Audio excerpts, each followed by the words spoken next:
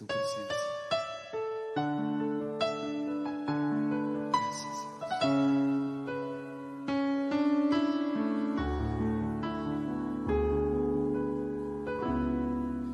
Gracias por la cruz, oh Dios, el precio que pagaste por mí, llevando mi pecado allí, sublime amor, tu gracia me salvó. Gracias por tu amor. Padre, solo delante de ti, nuestras vidas, Señor, hallan una paz que el mundo jamás nos los va a dar. Y es en tu presencia donde aún nuestra alma está callada,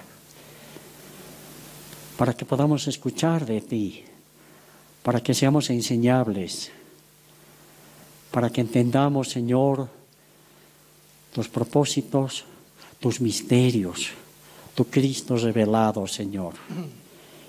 Bendice a tu Hijo Alfredo y todo lo que tú hayas puesto, Señor, en su vida para enseñar. Él lo vierta, Señor, en la libertad que da tu Espíritu Santo. En el nombre de Jesús hemos orado. Amén. Hoy día vamos a compartir un tema que es muy importante, muy interesante. Vamos a comenzar leyendo la palabra en el libro de Efesios, capítulo 1, versículo 13.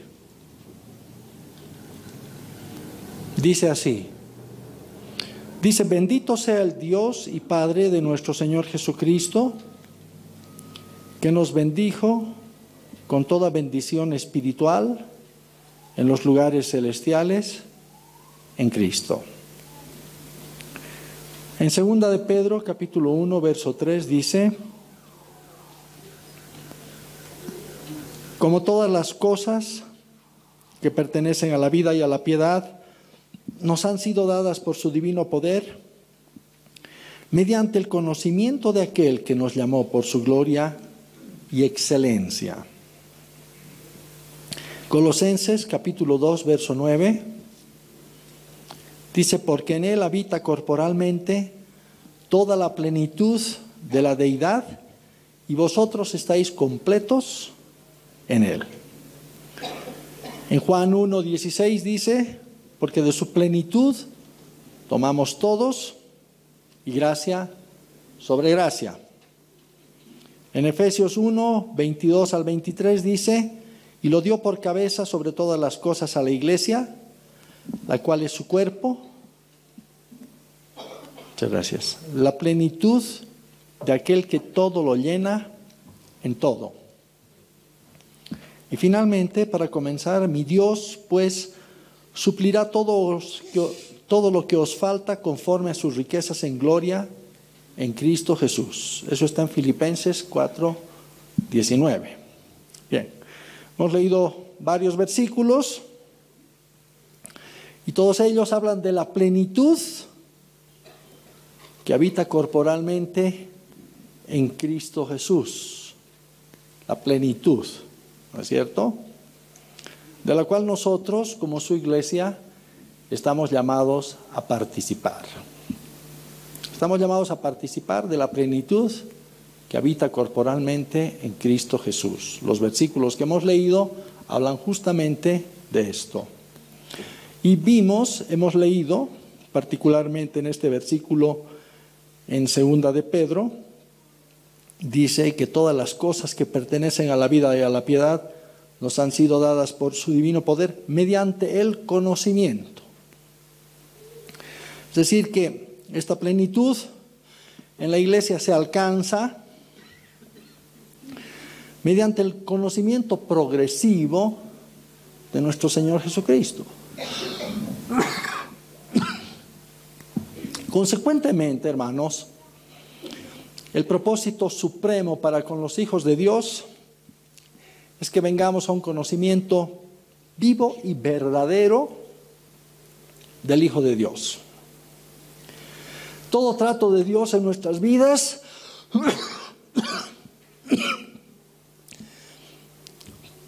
todo el trato de Dios para con sus hijos es para que estos vengan a un mayor conocimiento de su Hijo Jesucristo. Alguno podría decir que el mayor propósito en la vida de un cristiano es que predique el Evangelio, que comparta las buenas nuevas del Señor, que sirva para lo que el Señor tiene pensado en su vida. Y en parte esto es cierto, ¿no?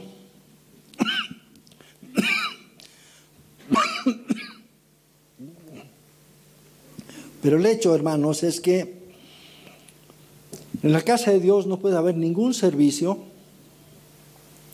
aparte de un conocimiento personal nuestro del Señor Jesucristo en nuestras vidas. No podremos nunca llevar a otros a conocer algo que no sea nuestro, ¿no es cierto?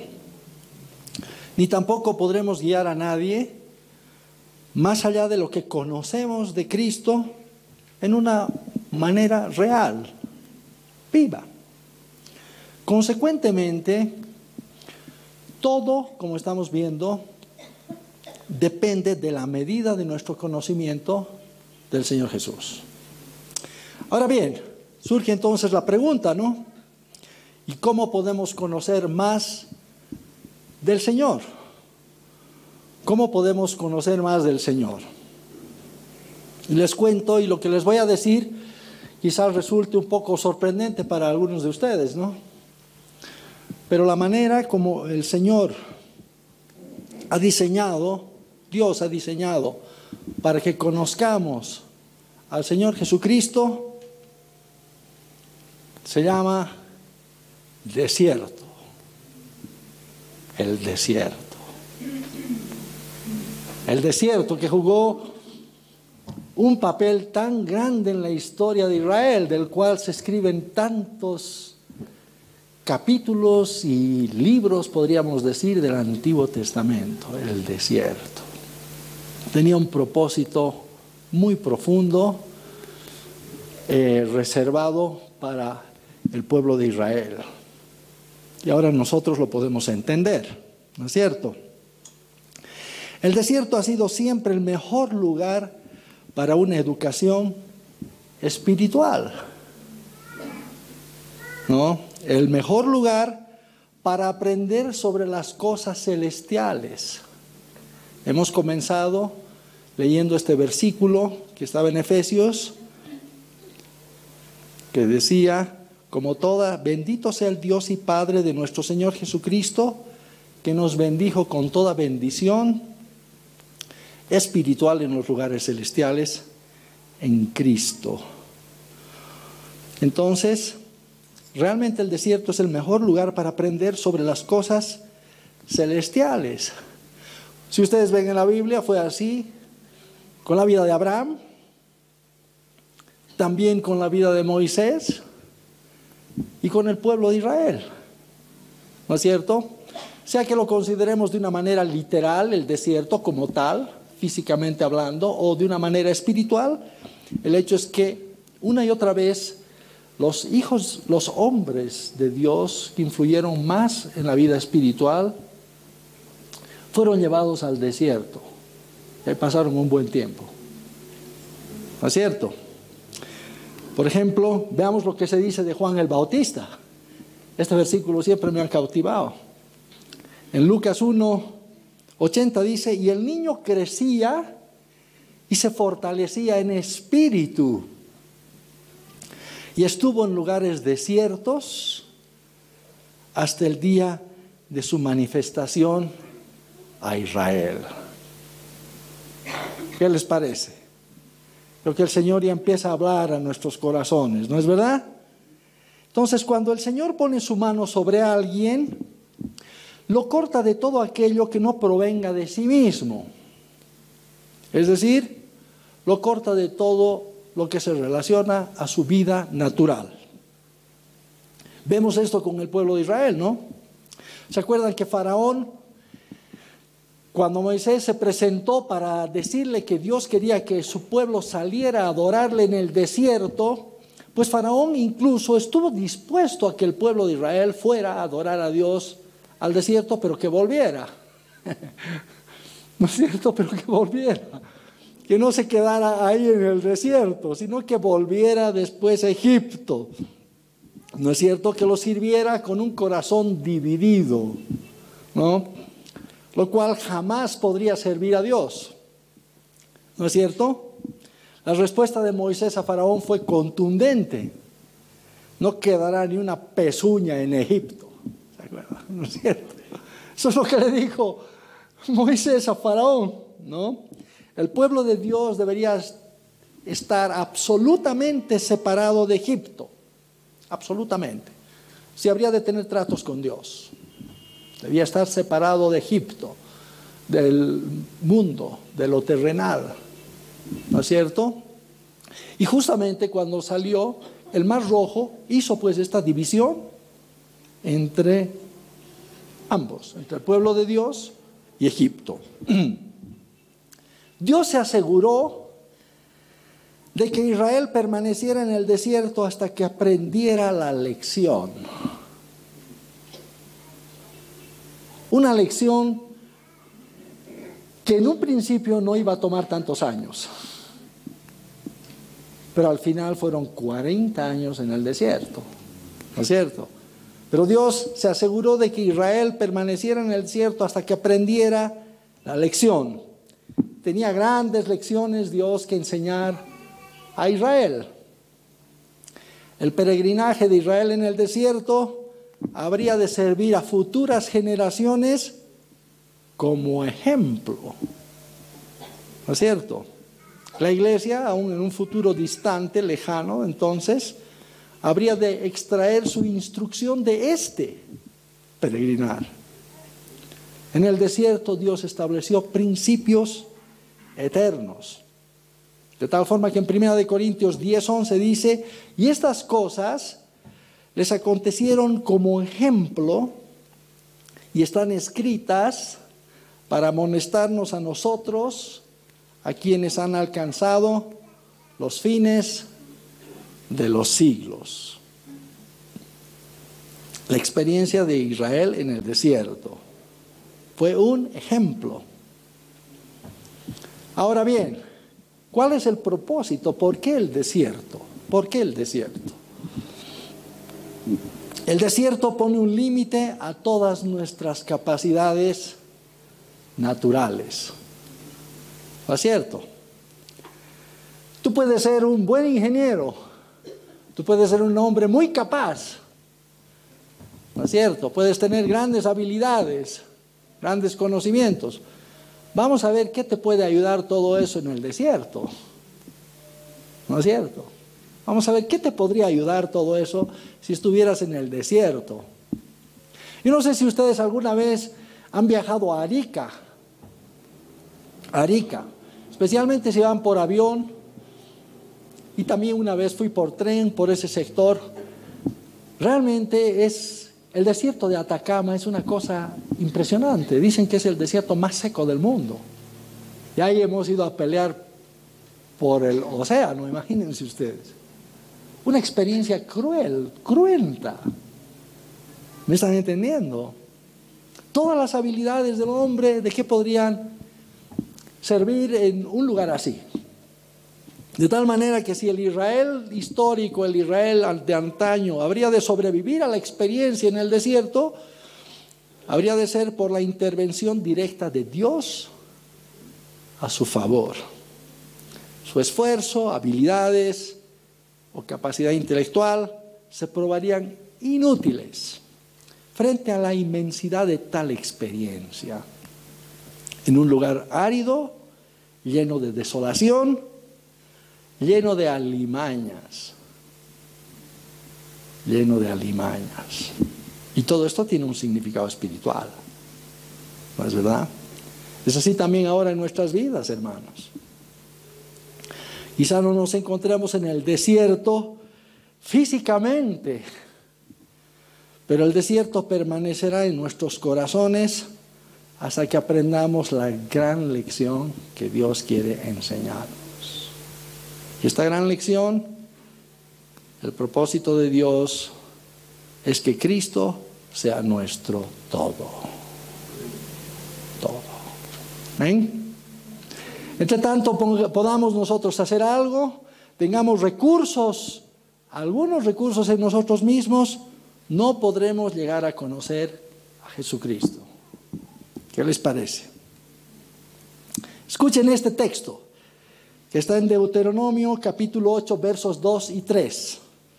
Dice, y te acordarás, hablándole Dios a Israel cuando estaba en tierra de Moab, próximos a terminar su peregrinaje en el desierto, cuando Moisés todavía estaba con ellos, ¿no es cierto? Les dice, y te acordarás de todo el camino por donde te ha traído Jehová tu Dios estos 40 años en el desierto, para afligirte, para probarte, para saber lo que había en tu corazón, si habías de guardar o no sus mandamientos. Y te afligió, y te hizo tener hambre, y te sustentó con maná, comida que no conocías tú, ni tus padres la habían conocido, para hacerte saber que no solo de pan vivirá el hombre, sino de todo lo que sale de la boca de Jehová, vivirá el hombre. Qué tremendo resumen de la experiencia de Israel en el desierto, qué tremendo. Entonces, de estos versos que hemos leído, vemos que primeramente el desierto revela lo que tenemos escondido en el corazón. ¿No es cierto? Solamente bajo el intenso calor del sol, bajo el fuego de la prueba, de la tentación, de la dificultad, se hace manifiesto lo que somos por naturaleza y tenemos dentro. Solo así sabemos y conocemos el pecado que mora en mí. El desierto lo expone, ¿no es cierto? De por sí esto ya es sumamente significativo. Además, el desierto revela lo que somos capaces de hacer. Es decir, el desierto expone las intenciones de nuestro corazón, tal como dice Hebreos 4:12, o como hemos leído antes, y si habremos de guardar o no sus mandamientos.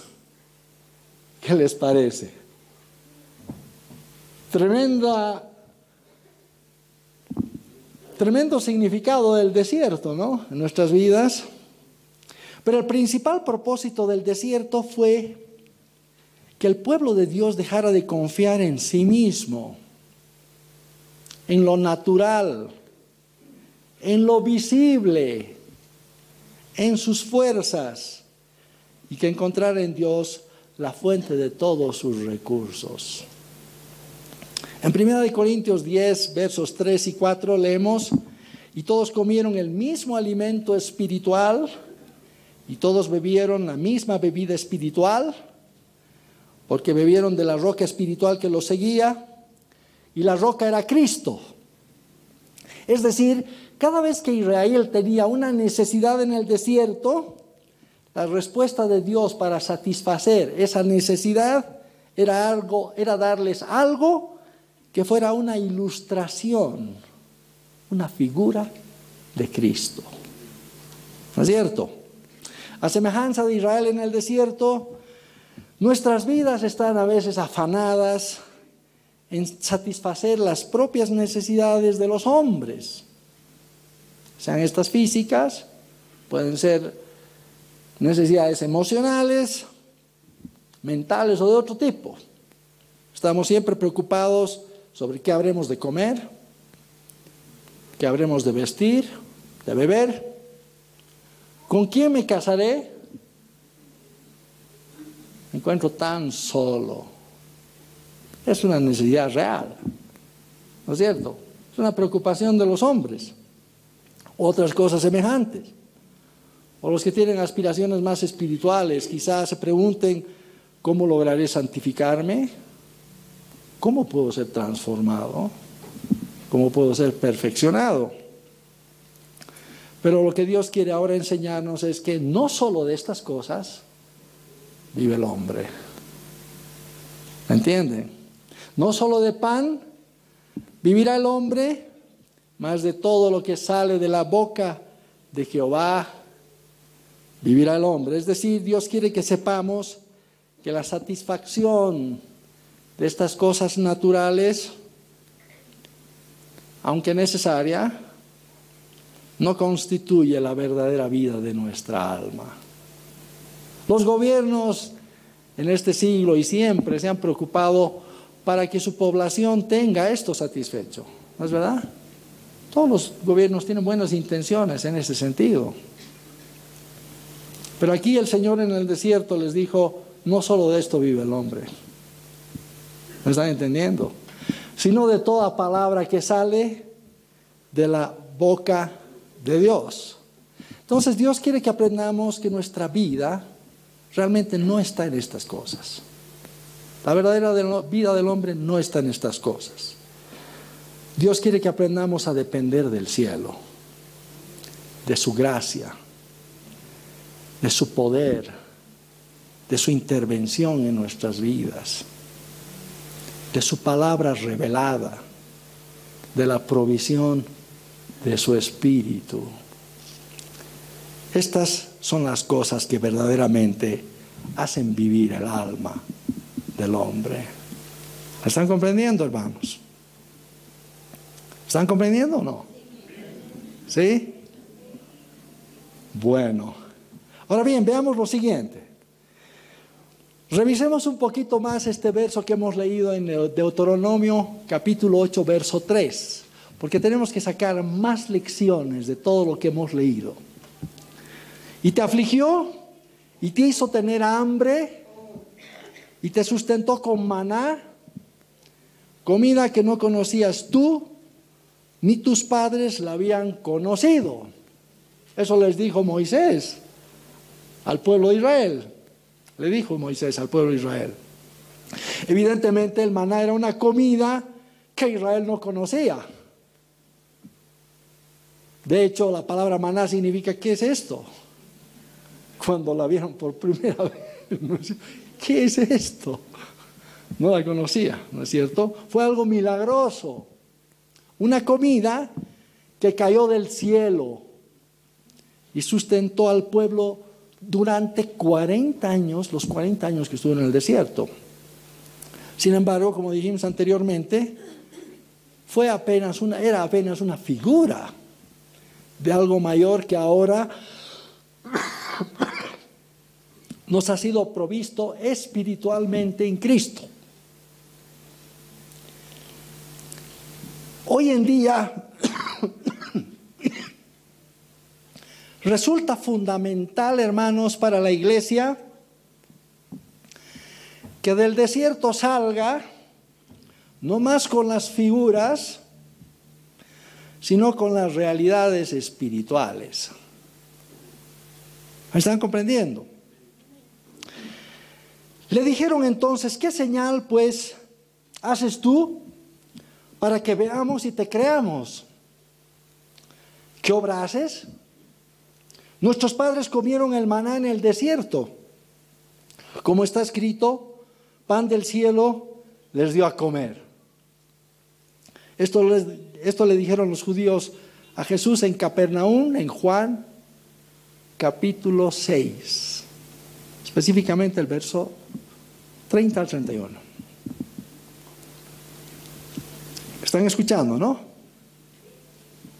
¿Qué señal pues haces tú? Para que veamos y te creamos. Como está escrito, nuestros padres comieron el maná en el desierto. Pan del cielo les dio a comer. Pero en el verso 49 de ese capítulo, Jesús les respondió diciendo, vuestros padres comieron el maná en el desierto y murieron. Qué tremenda respuesta del Señor, ¿no? Y les dice, este es el pan que desciende del cielo, para que el que de él come no muera. Yo soy el pan vivo que descendió del cielo. Si alguno comiere de este pan, vivirá para siempre. Y el pan que yo daré es mi carne, la cual yo daré por la vida del mundo. Porque mi carne es verdadera comida y mi sangre es verdadera bebida. ¿Me están siguiendo, no? ¿No es verdad? Obviamente aquí Jesús estaba hablando de otro pan, otro maná, que es el conocimiento espiritual revelado de la muerte de Cristo por medio del Espíritu Santo, el cual puede realmente alimentar al hombre y mantener su vida espiritual fresca, saciada y en una actitud expectante. ¿Está claro? Ahora, a primera vista esto parecería algo que no tiene demasiada trascendencia. Un buen estudio bíblico, podríamos decir, ¿no es verdad? No obstante, cobra una mayor dimensión cuando vemos muchas veces en la iglesia que se conocen las Escrituras, por ejemplo, sobre la muerte de Cristo, que estamos hablando. Se puede incluso hablar de las figuras del Antiguo Testamento que se refieren a ella. Podríamos hablar de toda la experiencia de Israel, del tabernáculo, del altar, etcétera, etcétera. Pero continuamente nos damos cuenta de la necesidad de una mayor realidad espiritual en nuestras vidas. Tenemos las figuras, pero carecemos de la verdad espiritual, de la realidad espiritual, en mayor o menor grado. Tenemos la letra, pero no el espíritu. ¿Me están comprendiendo, hermanos? Podemos saber todas estas cosas. Y sin embargo, la cruz de Cristo, la muerte del Señor, no será una realidad palpable en nuestras vidas. Ahora, no vamos a pretender que esto sea y ocurra en un día. Por eso hemos dicho en un principio, esto se adquiere progresivamente. Pero esto era lo que el Señor Jesús les estaba diciendo a los judíos, ¿no es cierto? Los judíos se habían quedado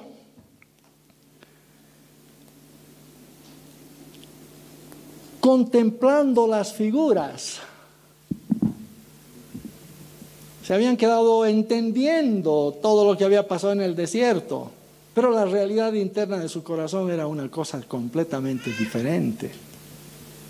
Y muchas veces en la casa de Dios ocurre algo semejante. Y me pongo yo mismo como ejemplo. A través de los años he visto que podía haber entendido muchas cosas, pero la realidad es que la vida del Señor no estaba presente en la medida en que debería. Y todavía aspiramos a mucho más aún. ¿Me están comprendiendo, hermanos? Por tanto, es necesario que la iglesia esta vez salga del desierto ya no con las figuras, sino con una realidad espiritual, con algo verdadero en el corazón, con un espíritu que dice amén. ¿Me están entendiendo, hermanos? ¿No es cierto? Este otro maná del que estaba hablando el Señor Jesús, este otro pan, este otro maná, es el maná escondido. ¿Se acuerdan ustedes de dónde se menciona esto?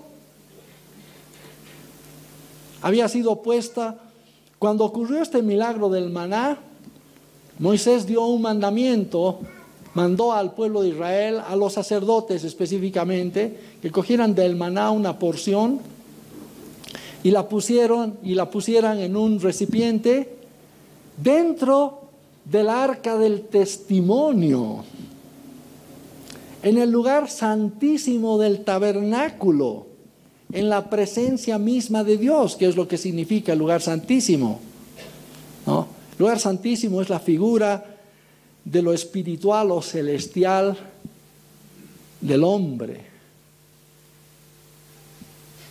Este es el maná del que estaba hablando el Señor Jesucristo. Un maná que te viene al espíritu y te alimenta ahí dentro. ¿Me están comprendiendo, hermanos? No era el maná que comieron vuestros padres en el desierto, alimentaron sus cuerpos, pero murieron. Este es el maná que alimenta la vida espiritual del hombre. ¿Me están comprendiendo? Que hace conocer lo que significa Cristo verdaderamente en el espíritu, no en la carne ya, sino en el espíritu. No en la letra, sino en el espíritu. ¿Me comprenden? Y es capaz de sustentarnos. Este maná que podemos recibirlo cada día y debemos recibirlo cada día. Algo fresco. No guardado para el día siguiente. Algo fresco, nuevo. Yo cada día muero, dice el apóstol Pablo. ¿No es cierto? ¿Para qué? Para que tuviera vida espiritual más en abundancia. ¿No es cierto? Este maná escondido está mencionado en Apocalipsis capítulo 2, verso 17. Al que venciere, daré a comer del maná escondido. Así que, ¿cuál maná quieren ustedes ahora, hermanos? ¿Quisieran ver un milagro, que cayera comida del cielo y les sustentara? Podría ser una cosa interesante, ¿no es verdad? Pero vuestros padres comieron el maná en el desierto y murieron. ¿Me comprenden? Ahora necesitamos otro maná. El maná que es Cristo revelado. Comida espiritual para nuestro espíritu. ¿Me están comprendiendo? Bien. En otras palabras, el Señor les dijo al principio del capítulo 6, trabajad no por la comida que perece, sino por la comida que a vida eterna permanece, la cual el Hijo del Hombre os dará. Pues a este señaló Dios el Padre. ¿Me están comprendiendo? Por tanto, con el correr del tiempo, hermanos, en nuestra vida nos enfrentamos a muchas situaciones imposibles. No hay fuerzas en nosotros que nos permitan resolver, enfrentar estas necesidades. ¿No es cierto? Si fuésemos dejados así, sin duda tropezaríamos. Sin embargo, y quizás sin darnos cuenta, estamos entrando en una experiencia nueva con el Señor, aprendiendo algo que nunca habíamos conocido. Vemos que el Señor nos ha traído hasta esta situación para que descubramos más de los recursos de Cristo. A veces parecería que la iglesia duda que el Señor puede suplir toda necesidad espiritualmente. Puede bendecirnos con toda bendición espiritual, pero en el cielo. Y el cielo no está solamente fuera de nosotros, está dentro de nosotros. El cielo es tu espíritu, hermanos. ¿Me entienden? Eso es. Cuando hablamos del cielo, hablamos de tu espíritu, de tu vida espiritual. ¿No es cierto? Al principio pensábamos que esto nos habría de quebrar, pero perseverando en nuestro caminar, independientemente de todo lo que a veces parezca, las apariencias, lentamente aprendemos las lecciones del desierto. De manera que desarrollamos una condición interior que nos permite enfrentar mejor estas cosas. Yo les digo, hermanos, en honor a la verdad, que las mayores bendiciones que en lo personal he recibido en mi vida han sido aquellas precedidas por un gran desierto espiritual. Rodeado de mucha aflicción, crisis, ¿no es cierto?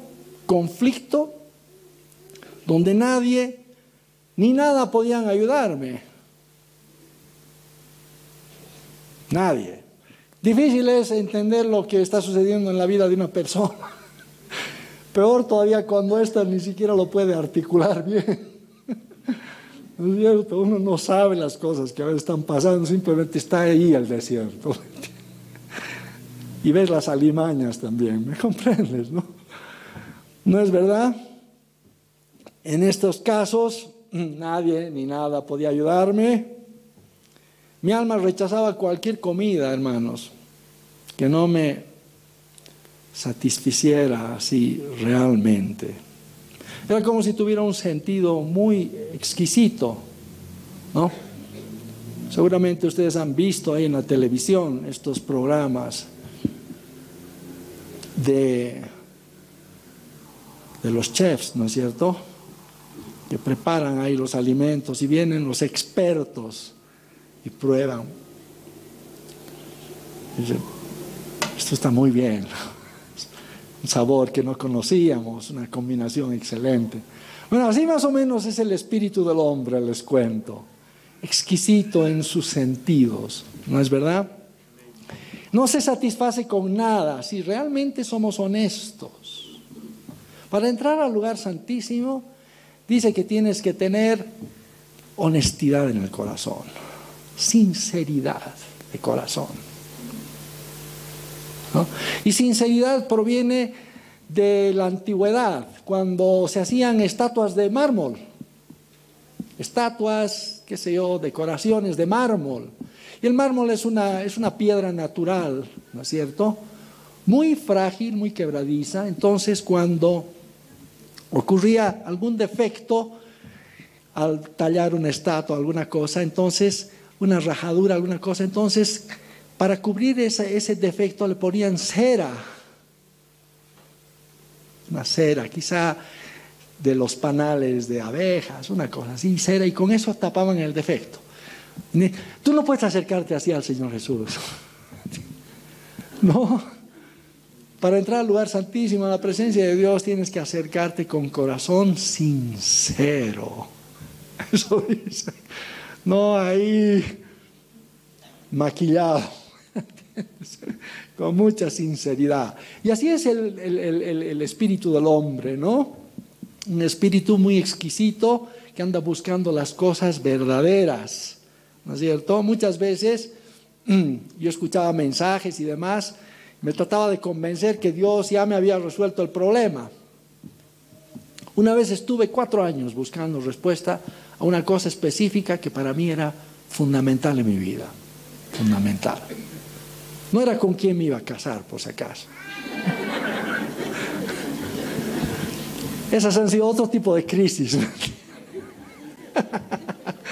Pero esta era algo fundamental en mi vida, ¿no? Y escuchaba mensajes y decía, me voy a apropiar de esta palabra y voy a hacer esto y voy a hacer aquello.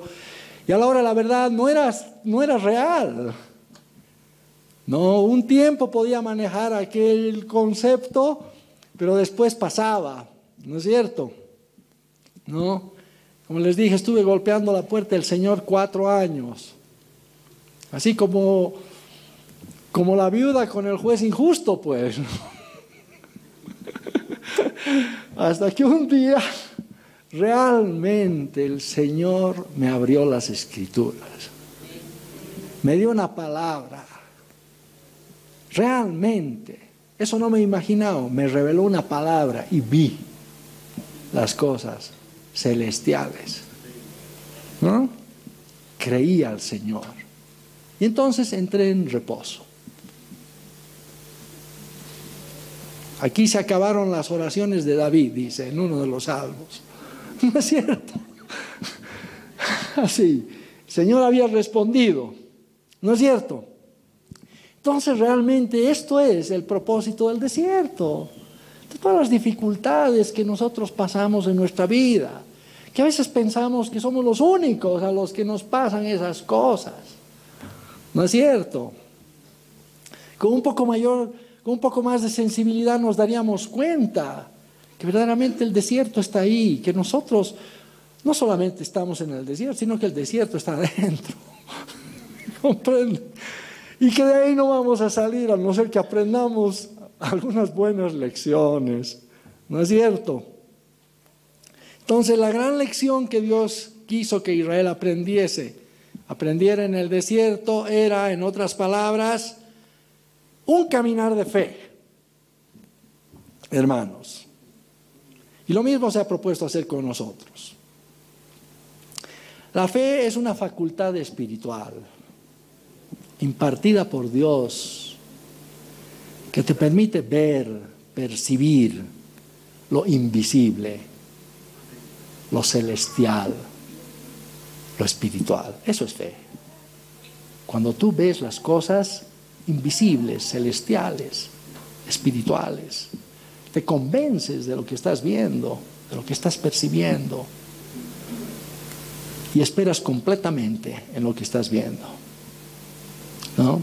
Esta es la primera bendición espiritual que recibimos de Dios en los lugares celestiales, que nos permite convertirnos al Señor. Él te abre los ojos y empiezas a ver el mundo espiritual. ¿Me entiendes? ¿No? Y así podemos entrar en su reino. Eso le dijo el Señor Jesús a Nicodemo, ¿no? Si no naces de nuevo, no puedes ver, no puedes entrar en el reino de Dios. Pero eso es una gracia que Dios te da. La fe es una gracia. Te permite percibir lo que los sentidos naturales no perciben. Te permite ver lo que no se ve. ¿No es cierto? No mirando nosotros las cosas que se ven, sino las que no se ven. Pues las cosas que se ven son temporales, pero las que no se ven son eternas. ¿Están entendiendo, hermanos? Entonces, el secreto para superar el desierto, las crisis a las que se enfrenta nuestra alma, es haber entrado con fe al desierto, confiando en Dios, en su poder y provisión, y permanecer así. Esa fe se tiene que guardar. El apóstol Pedro dice, una fe tan preciosa como la nuestra, dice, ¿no? Participamos de la misma fe. Si entramos al desierto con esta fe, el desierto será, como hemos dicho, nuestra escuela espiritual.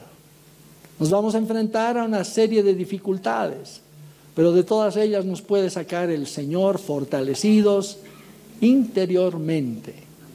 De Abraham se dice que cuando vio la imposibilidad de todo lo que él quería, fue fortalecido en fe, dice en Romanos. Se fortaleció en fe. No solamente en su intelecto y demás, sino en fe. ¿Entiende? En fe. Entonces, si entramos al desierto con fe y aprendemos estas lecciones, el desierto será nuestra escuela espiritual. De otra manera, hermanos, si renunciamos a lo que el cielo puede hacer por nosotros, buscamos resolver nuestra vida en nuestras fuerzas, o sin guardar la fe, si provocamos al Señor, si le desobedecemos y pecamos, el desierto nos destruirá. ¿Sí? El desierto se convertirá, según Números 11:34, en Kibrot Hataaba. ¿Qué quiere decir Kibrot Hataaba? El desierto se convertirá en la tumba de los codiciosos. ¿Qué les parece? El desierto puede ser dos cosas.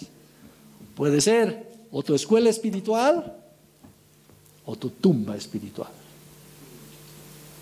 ¿Me están comprendiendo, hermanos? Qué sabiduría de Dios, ¿no es verdad? Cristo debe ser siempre nuestra suficiencia. Esta es la gran advertencia proferida por el autor del libro de Hebreos en los capítulos 3 y 4 de Hebreos. Porque somos hechos participantes de Cristo, con tal que retengamos firme hasta el fin nuestra confianza del principio. ¿Se entiende ahora, no es verdad, hermanos? Que toda bendición de Dios nos ha sido dada espiritualmente en los lugares celestiales en Cristo.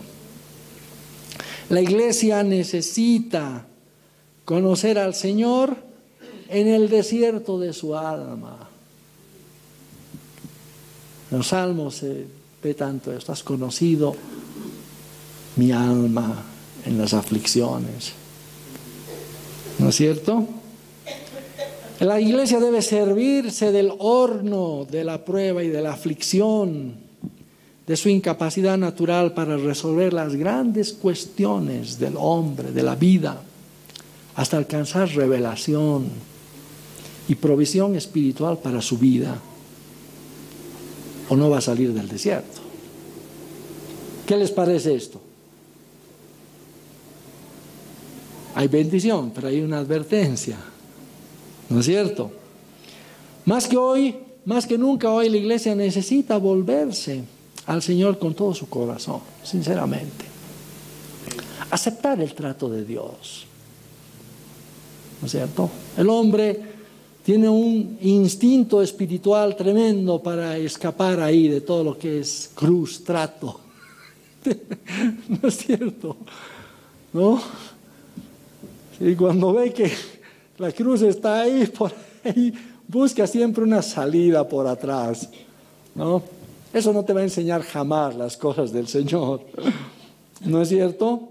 Como dijo el Señor, la iglesia anda distraída o confundida con muchas cosas. Hoy en día se prometen demasiadas cosas, pero no se habla del precio, ¿no? No se habla del trato del Señor. Como dijo el Señor, anda vagando en su corazón. No han conocido mis caminos, dice. ¿No es cierto?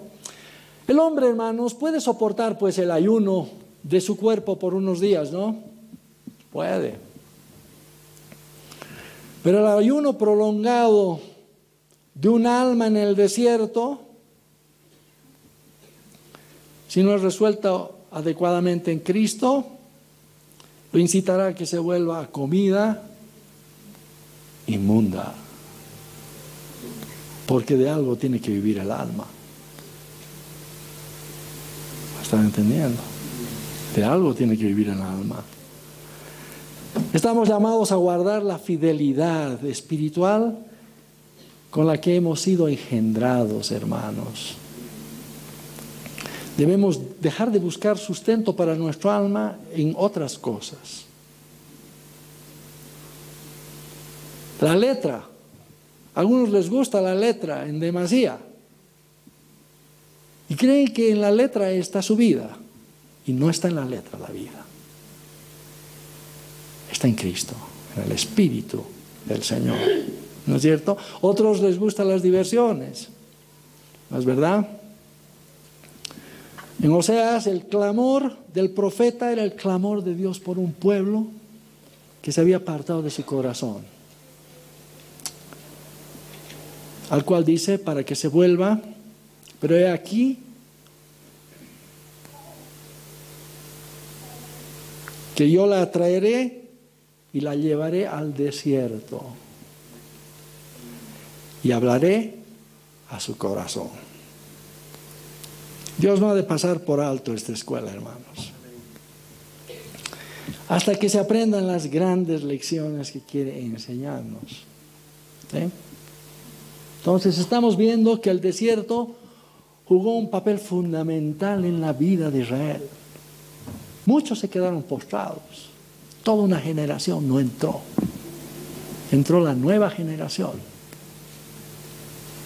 Un corazón diferente, distinto. ¿No es cierto? No una generación que dudaba, que cuestionaba el trato de Dios, como si Dios no supiera lo que está haciendo. ¿Me comprende? ¿No? Pero recuerden, hermanos, y para terminar, que el desierto fue apenas el preámbulo de toda la promesa que Dios tenía para con el pueblo de Israel, ¿no? Recuerden ustedes que los verdaderos enemigos se encontraban después, no en el desierto, aunque el desierto en sí mismo era un lugar de aprendizaje, pero era el lugar del aprendizaje para que el pueblo saliera fortalecido en fe, en espíritu, en visión, ¿Me comprenden? Y se dispusiera a ir a conquistar lo que Dios les había prometido. Cuando Israel salió de Egipto, Él dijo, no los voy a llevar por el camino corto que bordea el mar. No sea que salgan los enemigos y los encuentren desprevenidos y desfallezca el corazón de este pueblo. No podía Dios ponerlos a enfrentar a los enemigos sin haber sido enseñados, instruidos, capacitados. Lo mismo nosotros, hermanos. Pero no se olviden, los verdaderos enemigos están después. Luego de cruzar el río Jordán, en la dirección de Jericó, ahí estaban los enemigos. ¿Me están entendiendo? Así que, hermanos, el desierto es algo imprescindible. Y cuando Dios vea que estamos más fortalecidos en espíritu, en fe, entonces nos va a hacer pelear mejores batallas. Allá vas a pelear por tu herencia, por todo lo que Dios tiene para ti, por todo lo que Dios se ha propuesto hacer con tu vida. Amén. Es así, hermanos. ¿Nos pondremos en pie? Amén.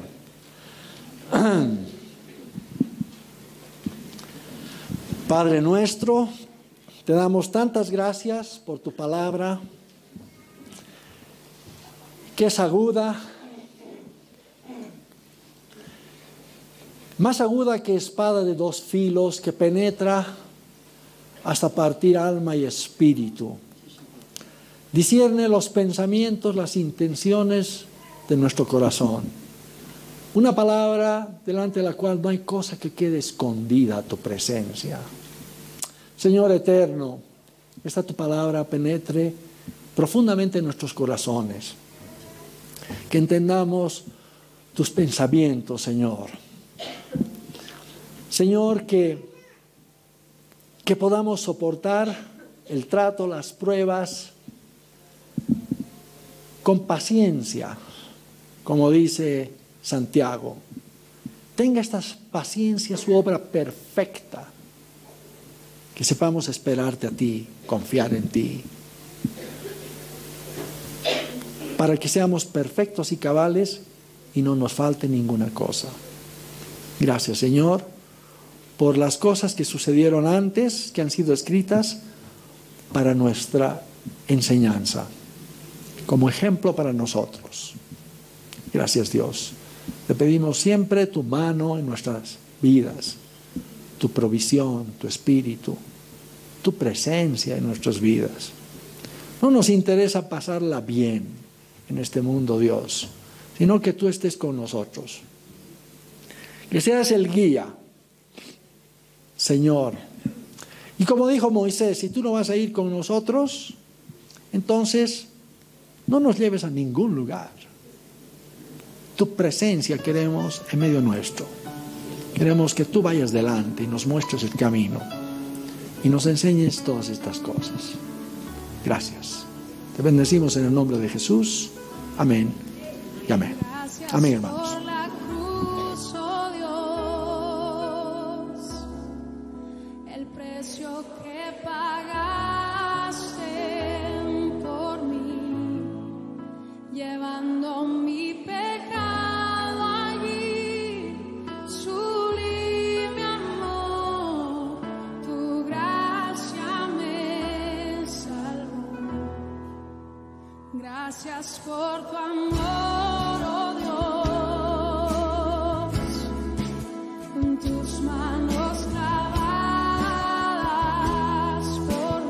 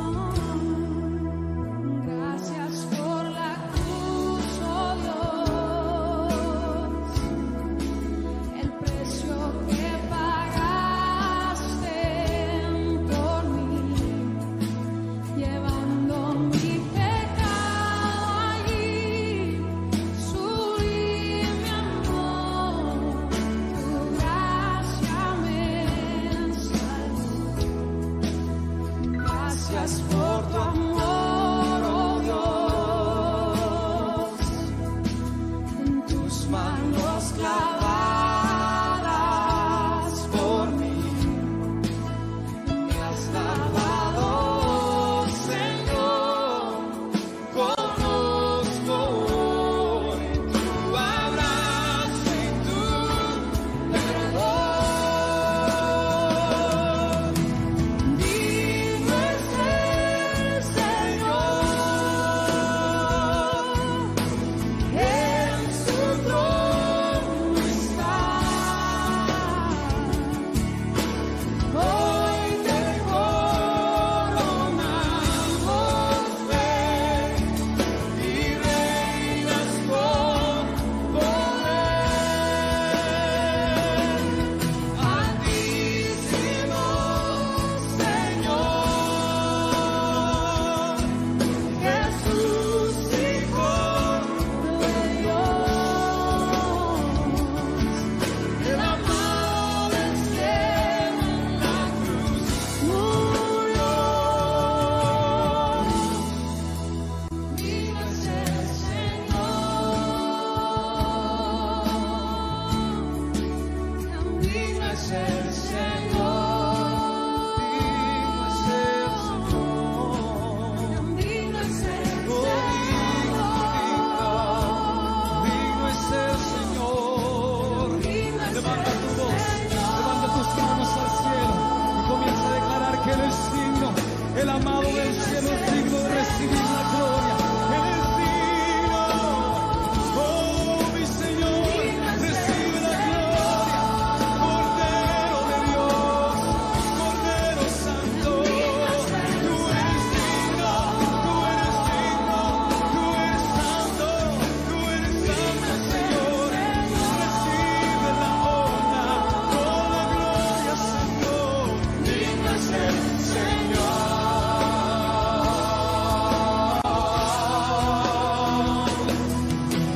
Digno es el Señor,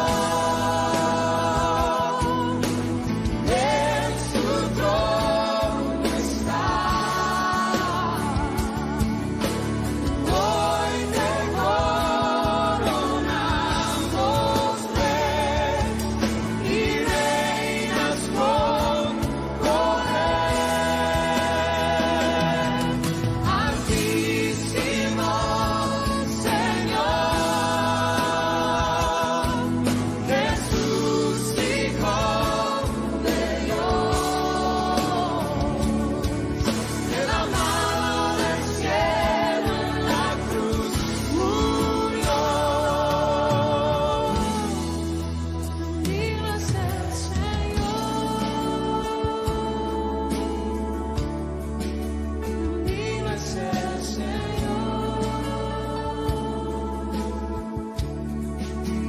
digno es el Señor, digno es el Que levantes tu voz en una adoración a Él. Dile, Señor, tú eres digno, Señor. No hay nadie como tú, mi Señor. Tú eres el incomparable, el amado, deseado de las naciones.